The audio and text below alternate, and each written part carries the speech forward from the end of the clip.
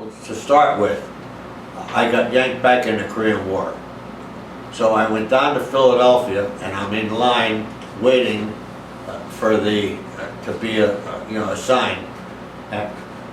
My name being Sauppee, I was always on the end of the line, and some guy comes out and calls out my name, and I go up front. He says, "There's a guy in here who wants to see you." And I go in and I sit down to be interviewed for reassignment, and this guy says, "What the hell are you doing here?" And I look up, here's a guy I went to school with when we were kids. So he says, "What do you want?" I said, "I was on the Missouri during the war." He said, "You don't want that, that's in Korea." So he said, "I'll tell you." He said, the Wisconsin's coming out, and it's going to relieve the Missouri. And he says, then the Jersey is coming out, and he said, that's going to be, he said, "I can put you on a Jersey if I can get you on." I said, "Well, that'd be great." He said, "If I get you on a Jersey, you'll never have to go to Korea, because by that time you'll be able to get out."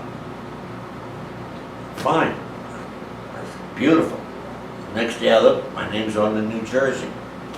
The Wisconsin comes out, gets stuck in the Hudson River. They had to put it in dry dock over in Brooklyn.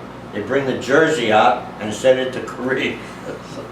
So I went to Korea, and a couple of years later, I'm walking down the street, and here comes this guy, and he said, "Bob," every time he said I heard the New Jersey, or Bob Sauppee, he said, I used to think he hates my, I said, "I couldn't blame you. Hell, you tried to give me a good job, you know." I thought I had it made. I went to Korea, and we got aboard the ship, and they had these old computers, and all of a sudden now we have jets, and the computer wouldn't take care of the jets. So I just sat there all during the Korean War in a computer, and just sat there, and the poor guy on the rangefinder, he had to do all the work, you know. So I had a good job of it.